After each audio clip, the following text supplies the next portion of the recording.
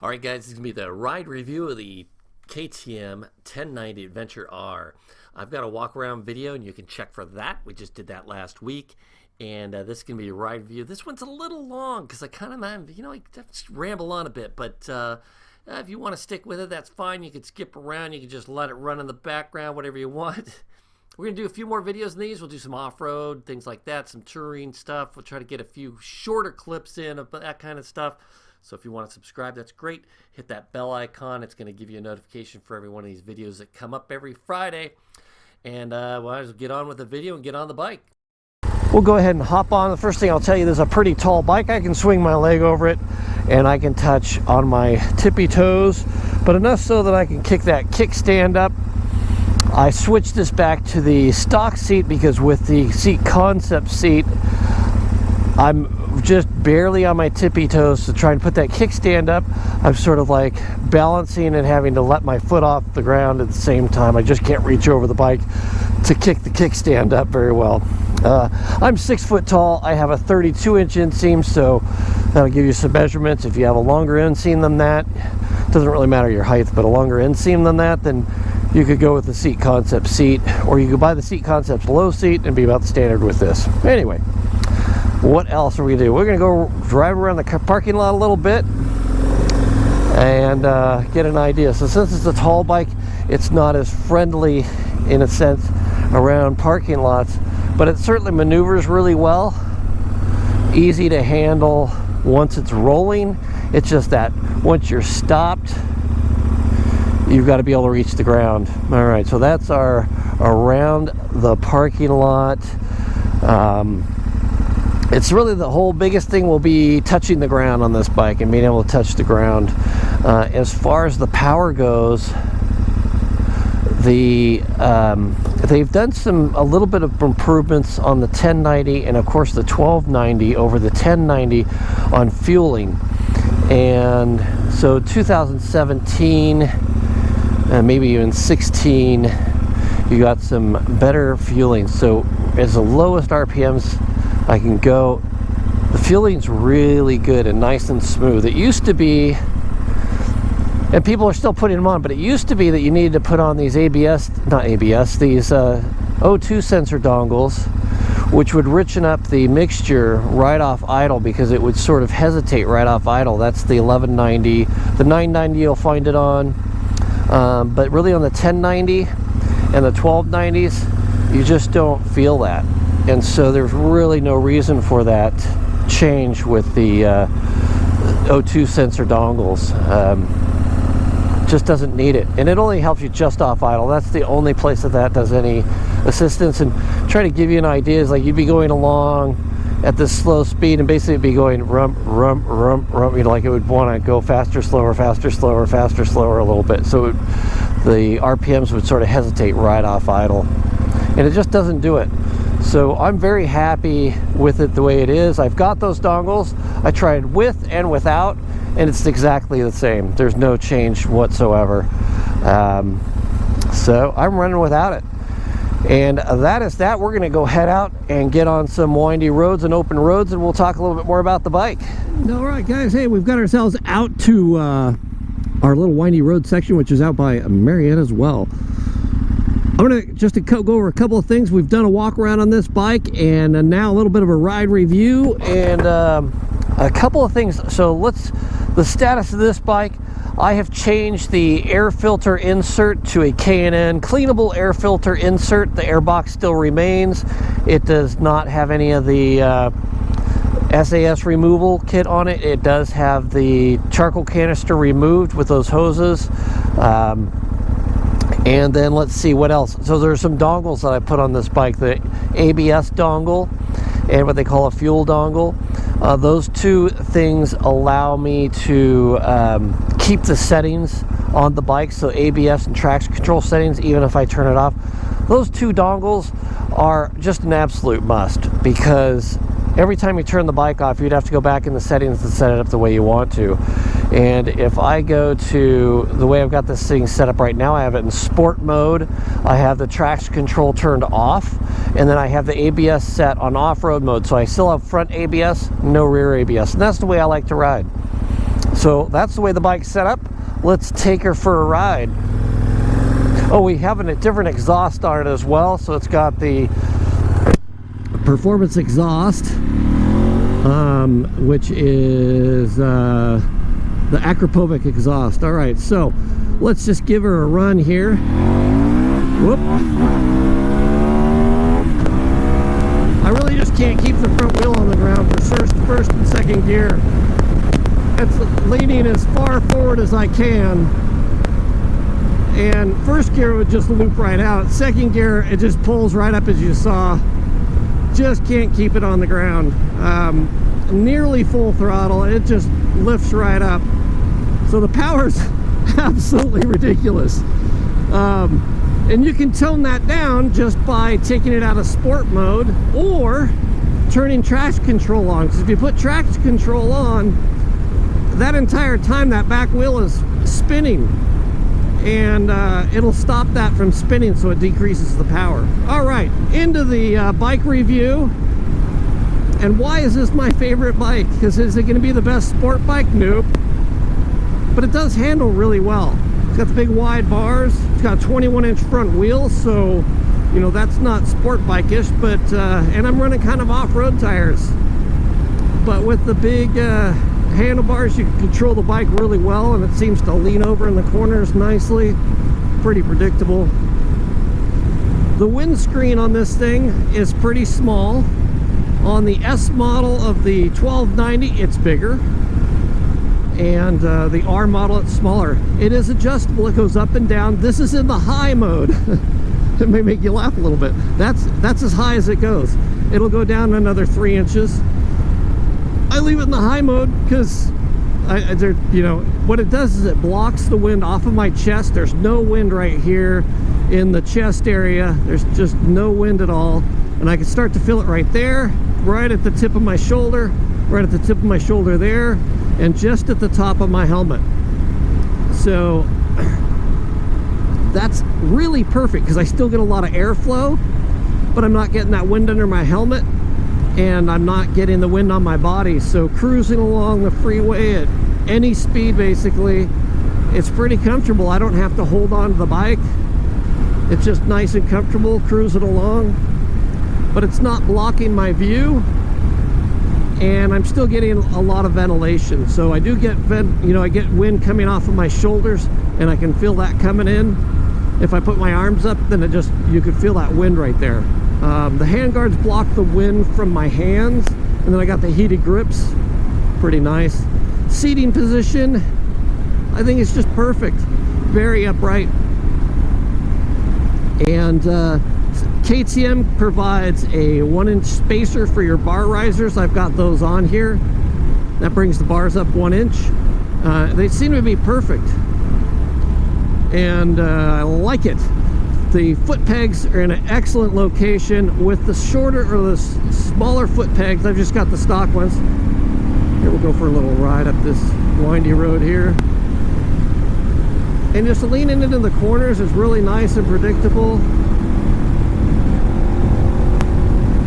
Handles really well. Super nice.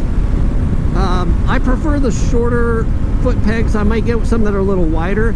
So when I say short, they're not sticking out as far. I don't want them to hit things. I don't want it to decrease the ground clearance in corners or hit obstacles when I'm going down the trail. So street-wise, gosh, this bike does everything I asked it to. It can cruise down the freeway. I did, let's see, well, a little over 1,000 miles over a weekend. I went to from Livermore, California, out to Death Valley, and I went to Alabama Hills as well, and no problems with comfort. No problems with the leg position's perfect, arm position's great. Really just no fatigue at all riding this bike for a long distance. Off-road, you know, that's the thing, you'll get yourself in trouble because this thing just feels like it will go anywhere, and it really will. So we'll do some off-road sections in a later video, and we'll show you what this thing's capable of. Of course, you can see, you know, an expert riding it can kind of go anywhere on this bike. and then let's go down to mere mortals, and it really does gives you a lot of confidence of where you could go, because it feels like a big dirt bike. With that said, off-road, this bike could be massively intimidating if you don't have long legs. So I have a 32-inch inseam. I mention that all the time, so hopefully you guys know that. But with a 32-inch inseam, I can touch the ground but not flat-footed. And I'm going to pop open my helmet here if I can. And a lot of people want to be flat-footed off-road, so if that's an issue for you, this bike may not be the right bike for you. It's my favorite bike. It's not going to be everybody's favorite bike. Does everything for me. I love these mirrors, these double-take mirrors at well over 100 miles an hour. They've never moved. You can tighten them down as tight as you want. If they get hit, they just move in forward. They're supposed to be indestructible. What I have noticed, because I have scratched a pair of these, the glass is not indestructible. And I had them on a dirt bike, and I had them faced in like this, and they were running like that all day long, and the centers got scratched on my triple clamps. So, yeah, there's that. What else do we got? Heated grips. There's not a lot of massive electronics on this bike. And you guys may all know I'm not a massive fan of electronics. And actually, my 1290 Super Duke, I went to the older version because I didn't want all those electronics in the newest version. And that's what's kind of got me down to the 1090 over the 1290. It's not weight, it's not the size of the bike. The bikes are basically the same size. The weight of the bikes it's marginal. I mean, KTM's going to tell you there's a 50-pound difference or a 100-pound difference between the different, the three different bikes. And you know what? I don't know. I think they're a few cheeseburgers apart. So if I want to lose some weight, I better lose it off my belly. They're all very, very capable. And I'd say the 1290 is just as capable of the 1090. I'm not going to argue for one over the other. But what I will argue for is less electronics. And this is about as basic as KTM makes the bike. You still have the ABS, you still have traction control, and you have power modes. With the dongles I put on there, they all just stay in one position, and I just leave them there and never have to change them. That's it. And that's perfect. And if you're in a section where you want a little traction control, you can go in and turn it on. I've never really needed it. I control that with this hand over here, and then my clutch over here, and I'd be very, very gentle because it's got lots and lots of power. And that's off-road. Let's see. It's hard to explain why I like this other than other bikes. I mean, there are a section. Sorry. Wow, my nose is itching. There are a lot of bikes that fall in this category, and if I wanted one with all the electronics, that Ducati that I reviewed, if you go back and look at the, I think it's a 2015 Ducati Multistrada, the electronics on that bike are superb.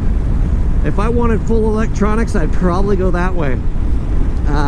I don't, and I really want something that's off-road capable. And this bike, for the 1090 over the 1190, the only issue I think I ever was worried about is the bottoming out of the shocks, because you would bottom out, it bottoms out pretty hard. But that's some really, really aggressive riding, and maybe, going over some pretty big jumps, fully loaded, big whoops, things like that. And this bike has a PDS shock, so that stops it from bottoming out completely. And that's a bonus. The biggest factor is my 1190 had about 45,000 miles on it, and I was thinking I should find one with low miles, and I tried, and I couldn't find one with low miles. So I finally went to the 1090, and man, am I in love. This bike is just absolutely awesome. Day one, I put, the first time I got on this bike, I put about 550 miles on it. Absolutely loved it. And it was no problem. I got done riding 550 miles and I felt like, hey, let's go for a ride. But I was just jacked and I was super stoked. I'm always that way on this bike. It's just so much fun. And it is, there is too much power in this bike. The 1190, the 1290, the 1090, even the 990. Gosh, They're 690. They all have too much power. But man, does that add to the fun. It just makes it so much fun to ride. You know, anytime you just really want to get on it, you can. It just, you know, there's a little bit of, you know, it's, I don't know, you guys know what I mean. And that's just fun. I mean, I like the small bikes as well. I mean, I can ride a 250 all day long, you know, with a little bit of wind protection on it. Just awesome. Coming back from my trip to Death Valley, we had some pretty heavy head-on headwinds, pretty strong headwind, and I could just keep, I mean, it was like any speed I wanted to go, I could go. It just, I mean, you could kind of hear the sound of the wind, but it didn't really affect me. It was like no problem at all. Just awesome. They must have fixed the generation of heat problem they had on the 1290. And seeing that this is they're all the same design, it's the same frame, it's the same motor. I have no heat issues whatsoever. There's not like, I know my first 1290 Adventure R, man, oh man, I rode that from San Diego to Livermore, and the entire time I thought my midsection, the nether region, was going to be on fire. It was so hot. And they made a little protective thing around the back of the tank, and I noticed these all have it. This one, the other one that I have has it. The new 1290 seem to have it. So that seems to have alleviated that problem completely, because I just don't feel that heat anywhere. As an, you know, so, you know, I haven't really covered why this is my favorite bike over other bikes. So, you know, it's, I guess that's why I was saying it's hard to describe, but let's get into some of the things. So seating positions, number one, that's, you know, it makes for a very comfortable bike. It just feels right. The bar position's right. The foot pegs are in the right position. The seat is, for me, comfortable right out of the box. So I actually prefer the stock KTM seat over the more expensive Seat Concept seat. I prefer KTM's seat, and on the 1290 I put KTM's Power Parts seat on it, and I'm telling you, that is the most comfortable seat. It's definitely, I felt better than the Seat Concept seat. So for the price, you just can't beat it. And you can buy that in a heated option or non-heated, so you can put a heated seat on all these bikes, which is fantastic. The fact that KTM didn't go overboard on electronics, and they went overboard on suspension, and the suspension and the frame, you know, it's a good rigid frame, and the suspension's just solid as a rock. It'll take anything I throw at it without any hesitation whatsoever. I don't ever have to worry about this bike, you know, in my off-road sections. It's just, it's almost too easy. With this bike, I sold my KTM 500 XCW because, frankly, I just don't ride it that much.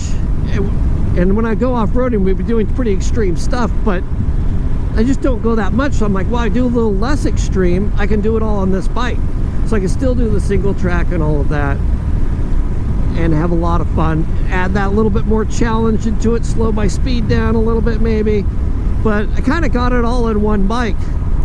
With that said, I still have two bikes, but but I'll explain that. But it really is just been able to feed that thing of the bike that will do everything for me. In my riding style, this is the bike. If I didn't ride off-road as much, I would say that maybe this wouldn't be the bike, because if I didn't ride off-road as much, or maybe just did like not trails, but you know, dirt roads, the Adventure S or the BMW R1200 GS would probably fit the bill 100%. But there is something to be said about the way I ride and the preparedness that I do. So I run more knobby tires, and you'd say, well, you do a lot of street riding. I mean, you did 1,000 miles the last 2 weekends ago, all pavement. Yeah, but when I do off-road, it's extreme. So I'm doing, you know, going down canyons, down single track, into, you know, river crossings, back up rock ledges, and And so I can't ride something that's not capable of doing that. And I can't ride with tires that aren't capable of doing that. So I ride for that extreme occasion, not the majority of what I end up doing. See, I hope that makes some sense into what I'm saying there. But I ride for the extreme, I guess. I've got to, because I want to be able to get out of those situations. And therefore, this bike hits the spot, man. It does everything for me exactly the way it needs to. Lots of range. I get about 250 miles easy range out of this bike. And that's pushing it pretty hard, so I could probably get more than that. And I'm experimenting with tires right now to figure out what's the best tire combo for me. Anyways, guys, that is pretty much it. My favorite motorcycle of all time. Now, you guys know I review a lot of motorcycles. I've got probably over 100 reviews on motorcycles. I've ridden at least twice that. Ones that I spent a lot of time on or have been just my motorcycles is somewhere, oh well, it's well over 50. And so I've had a lot of different bikes, and for me to be able to decide on the bike that sort of, when people always ask me what's your favorite bike, and I can give an answer, that is the KTM 1090 Adventure R. Boom.